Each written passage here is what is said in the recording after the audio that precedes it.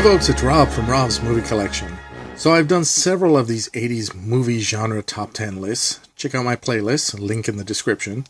The last one was my top 10 action movies of the 80s. And while I wanted the next one to be, something different from action, like comedy or drama or musical, something like that, somehow I ended up with a similar genre, adventure. Now, adventure often goes in the same or similar category as action because it can be kind of hard to differentiate the two. Often the lines for these and other genres tend to blur anyway together, so, comedy, drama, the musical, romance, whatever, that sort of thing. So, for me, action movies involve more gunplay and kind of modern-day explosions, that sort of thing, whereas adventure tends to be a little more swashbuckly, for lack of a better word. And believe it or not, there are not actually a lot of what I would call adventure movies in the 80s. But I've come up with 10 that I can classify as adventure. And for the sake of variety, I'm not going to include any sequels. So, at number 10, I have... Madre fue una marrana. Madre un perro. You said your mother was a pig and your father was a dog. You mentioned my sister? Firewalker. Firewalker was released in 1986. It starred Chuck Norris, Lou Gossett Jr., and the lovely Melody Anderson, who most people remember from another 80s classic, Flash Gordon. It was made by the Cannon Group, a very prolific film company from the 80s run by those two kooky Israeli quote-unquote filmmakers, Menahem Golan and Yoram Globus. You may remember some of their masterpieces. Yeah, not exactly the most high-quality films, but so many of them have become cult classics, so I guess they did something right. I got a lot of them in my collection. So, with the huge success of the Indiana Jones movies in the 80s, everybody wanted to cash in on it with their own version. The same thing happened when Star Wars came out. And of course, canon wasn't going to be left behind. So, Firewalker is an attempt to do kind of a treasure hunting type of adventure movie. In fact, it's not the only one from canon, but more on that later. So, Chuck and Lou are treasure hunters, always on the lookout for a big find that will lead to riches. They're always getting into dangerous situations, barely escaping with their lives, and mostly ending up with nothing for their troubles. Until they meet Melody Anderson's character. She wants them to help her find some lost treasure. Why? Well, it's not exactly really clear why. But hey, there's a lot of action, much of it swashbuckly, and Chuck does a lot of roundhouse kicks. He and Lou make great partners, and they're pretty funny together. Not the tightest script for sure, and often logic is nowhere to be seen, but it's a lot of fun nonetheless. And just for good measure, those crafty Israeli dudes actually managed to bag John Rhys Davies, Salah from Raiders of the Lost Ark, to play a role in the film. Not bad, guys. Next up at number 9. Are you writing down in that book that I'm a pirate? Well, in a manner of speaking, I suppose one could say that I am, yes. Good. Because I am. Nate and Hayes. Released in 1983, it stars Tommy Lee Jones, Jenny Seagrove, and Michael O'Keefe of Caddyshack fame. It's a fun, very swashbuckling adventure. I remember wanting to see it very much when it came out in 1983, but unfortunately it bombed, and I guess wasn't around too long because I never got a chance to see it in the theater. It wasn't until years later that I found the copy at Blockbuster Video. The movie doesn't have the best script. In fact, it seems like it needed to have a couple of more drafts written to kind of tighten up the story and the characters, but there is an influence here. The very first time I saw Pirates of the Caribbean, I found it to be very familiar. And it was because of the similarities to this film. It looks like someone over at Disney might have seen this movie and decided to rewrite it and kind of improve the characters, change the story a little bit, and they figured nobody would notice. Hi there, I'm nobody. Anyway, it's a fun little film, and I think it's worth a look if you're into the genre. At number 8. George, it's a hatchling. Baby, The Secret of the Lost Legend. What do you get when you put together William Katt, TV's greatest American hero, Sean Young from Blade Runner, and a cute baby Brontosaurus? A nice little fantasy adventure about a couple working in Africa who find a family of brontosauruses in the jungle. Because, you're not going to find them in the city. And of course, there are bad guys who want to capture them for their own selfish reasons. Pretty standard stuff, actually. But this was the 80s, and that meant no CGI. The Brontos in this film are all animatronic and suits and that sort of thing. And not badly done for the time, actually. In fact, I kind of wish the DVD came with a special effects documentary because I'd be very interested in seeing how they made these dino suits.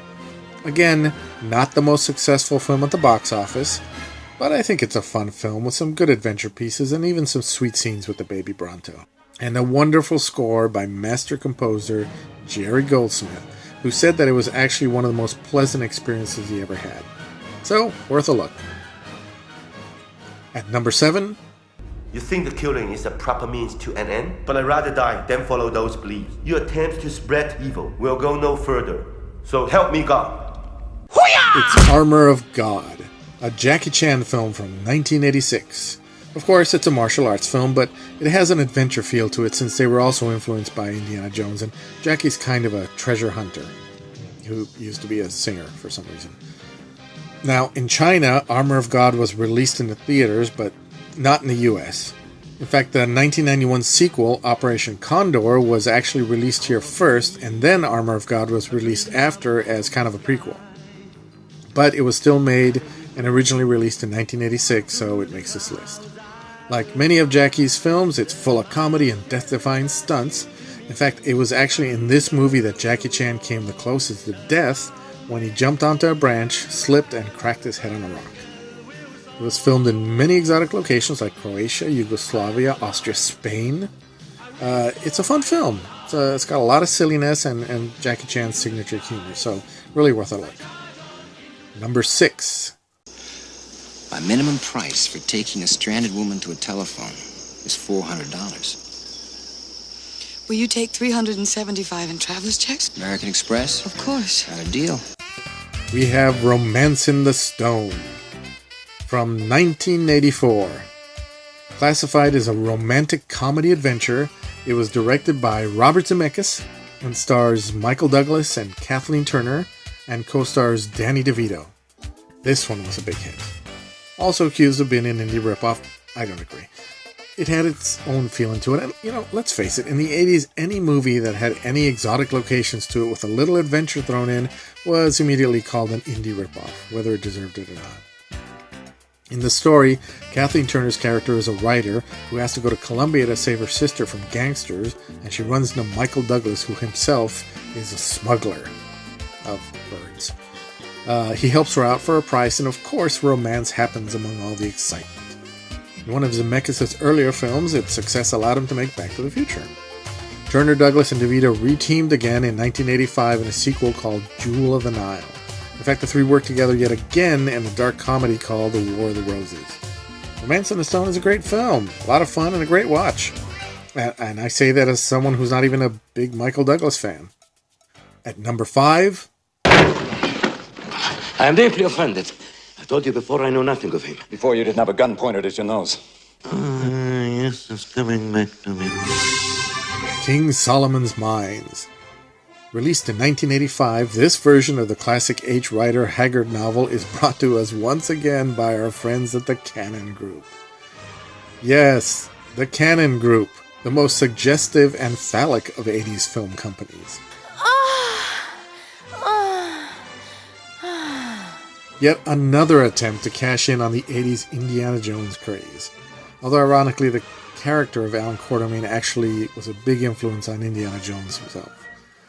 This version stars Richard Chamberlain, young Dr. Kildare and king of the miniseries, as Quartermain, and a very young Sharon Stone as Jessie Houston, as well as Herbert Lom, who played Inspector Dreyfus in the Pink Panther series. And once again, they got John Rhys Davies to co-star and bring his Raiders notoriety with him. It was directed by J. Lee Thompson, director of such films as Cape Fear and The Guns of Navarone, and once again a score by the great Jerry Goldsmith. Like most of the film adaptations of this novel, the movie plays fast and loose with the source material. It's got a lot of humor and it's very tongue-in-cheek. It was actually shot on location in Zimbabwe. In fact, it was shot back-to-back with the sequel, Alan Quartermain and the Lost City of Gold. It's a rollicking good adventure, so check it out for a good time. Next up, at number 4... Where's he? Oh, Jesus, O'Malley, I thought you'd be gone by now. Where's he? I don't know.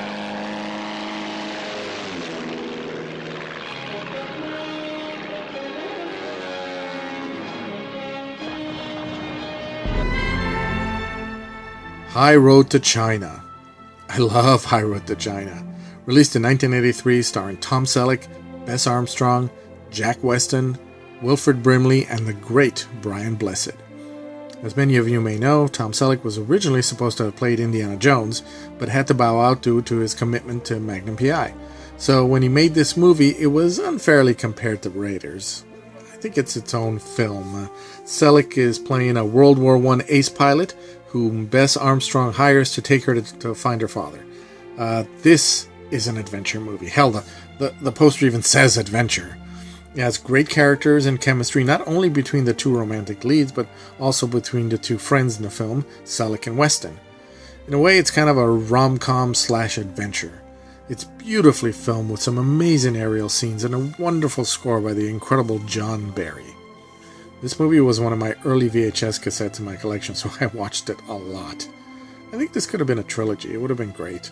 If you want a great old-fashioned adventure, then check out High Road to China. And at number 3... What are you doing?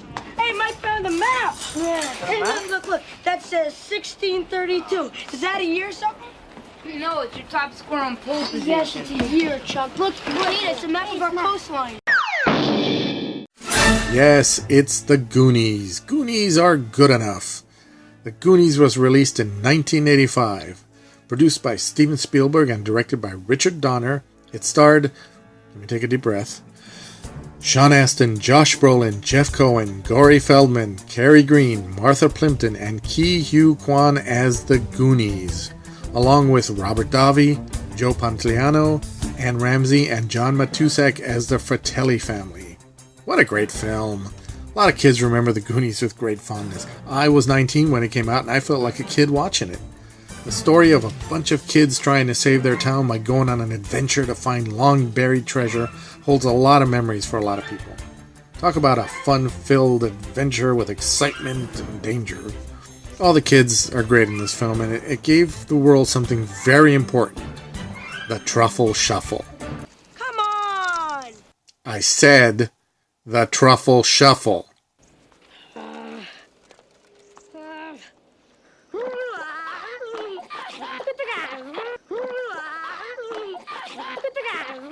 Okay, almost there. At number 2... Like I told my last wife, I says, honey, I never drive faster than I can see. Besides that, it's all in the reflexes. Big Trouble in Little China. In 1986, director John Carpenter brought us an adventure filled with martial arts, monsters, and sorcerers. Starring his longtime collaborator Kurt Russell as trucker Jack Burton, who has become another one of his iconic characters, pre-Sex and the City Kim Cattrall as Gracie Law, Dennis Dunn, Victor Wong, and of course the amazing James Hong as Lo Pan. Russell's character gets caught in a war between two Chinese gangs and a plot to resurrect an evil sorcerer. Yeah, good stuff. This is without a doubt my very favorite John Carpenter film. Like most of his films, it was not a big hit when it was initially released. In fact, it kind of bombed. But it has since grown in popularity and become a cult classic. If you want to have fun at the movies, check out Big Trouble in Little China. It is awesome. And finally, at number 1.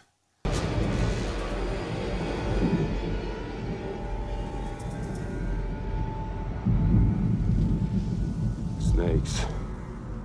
Why did it have to be snakes? Raiders of the Lost Ark.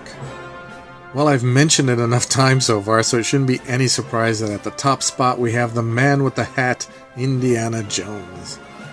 In 1981, we stood in line for 2 hours at the Chinese Theater in Hollywood to see this new adventure movie. Not that I have to give the credits or anything, but it was directed by Steven Spielberg, produced by George Lucas, and starred Harrison Ford, Karen Allen, John Rhys Davies, and Denham Elliott, with music by the great John Williams. Well, I played the hell out of that album. We didn't know anything about it except that Han Solo was in it. Since it had the word Ark in it, we all thought it had something to do with Noah's Ark. Boy, were we wrong. We were drawn in by the mystery of the cave and the golden idol. Throw me the idol, I throw you the whip. No time to argue. We were blown away when the boulder started to roll. So many amazing stunts and action sequences. I mean, though we didn't know it at the time, the film was an homage to the old serials and adventure movies of the past. It had a whopping budget of $18 million and grossed, get this, $389.9 million. I wonder how much of that was from my friends and I in our multiple viewings. I'm kind of running out of time here, but I don't really have to describe Raiders much. I mean, if you somehow haven't seen it, then what are you wasting your time here on YouTube for? Get on it and see the greatest adventure movie of the 80s, bar none. So, that's it for my top 10 80s adventure movies. As always, I encourage you to please leave your top 10 in the comments, or like I always say, please make your own video about it. I'd love to see it. I will see you guys next time, and keep watching those adventure films.